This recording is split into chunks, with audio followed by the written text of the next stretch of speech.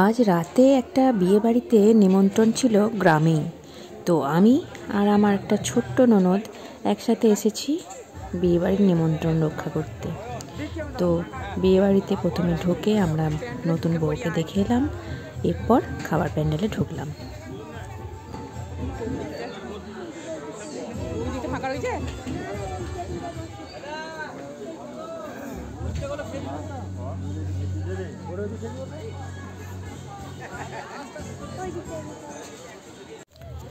খাবার টেবিলে আমরা দুজনে বসে পড়েছি, সামনের সিটটা এখনো ফাঁকাই আছে।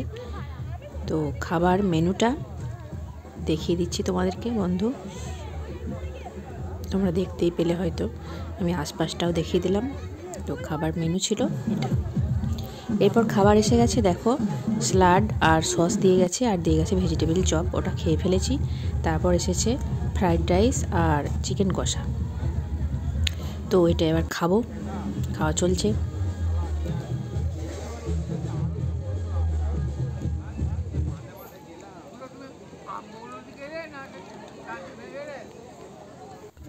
এরপর দিয়ে গেল সাদা ভাত আর ফুলকপি আলু পনিরের একটা সবজি। আজকে আমার শরীরটা ঠিক ভালো নেই, দিনের বেলায় গিয়েছিলাম মামার বাড়ি, তো ওখানে খাওয়া দাওয়া হয়েছিল।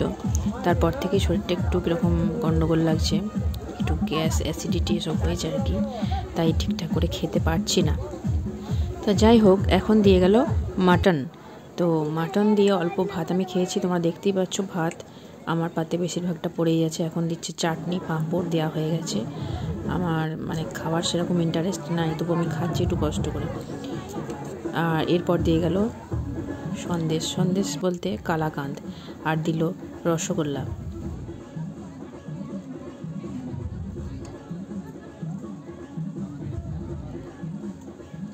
আমি সবেমাত্র সন্দেশটা খেতে শুরু করেছি, রসগোল্লাগুলো পড়েই আছে, এমন সময় আইসক্রিমটাও দিয়ে চলে গেল। আইসক্রিমটা পাশে রইল। আমার রসগোল্লাগুলো শেষ করতে একটু সময় লাগবে, কারণ রসগোল্লাগুলো খেয়ে দেখলাম যে এত বেশি মিষ্টি, মানে চিনির পরিমাণটা এত বেশি যে আমি খেতে পারছি না। তাই রসটা গেলে দিয়ে চাটনি লাগিয়ে লাগিয়ে খাচ্ছি। তোমরা দেখতেই পাচ্ছ যে কীভাবে রসগোল্লাটা আমি খাচ্ছি। চলো তোমাদেরকে ক্যামেরাটা ঘুরিয়ে একটু ভালো করে দেখিয়ে দিই যে রসগোল্লাটা আমি কীভাবে খেলাম। তো যাই হোক, আমি কিন্তু তোমাদেরকে দেখিয়ে দিলাম যে কীভাবে রসগোল্লা বেশি মিষ্টি হলে কীভাবে খাবে তোমরা। তোমরা অবশ্যই কিন্তু বিয়ে বাড়িতে গিয়ে রসগোল্লা মিষ্টি লাগলে এইভাবে চাটনির সঙ্গে লাগিয়ে লাগিয়ে খাবে, অবশ্যই রসটা গেলে দিও কিন্তু, হ্যাঁ। তো এখন দেখতে পাচ্ছি সকলের খাওয়া হয়ে গেছে, সবাই উঠে পড়েছে, আমি সব থেকে লাস্টে পড়ে আছি আর কি। তো কি করব, আমাকেও খাবার শেষ না করেই উঠে পড়তে হলো। তোমরা সকলে ভালো থেকো, টাটা।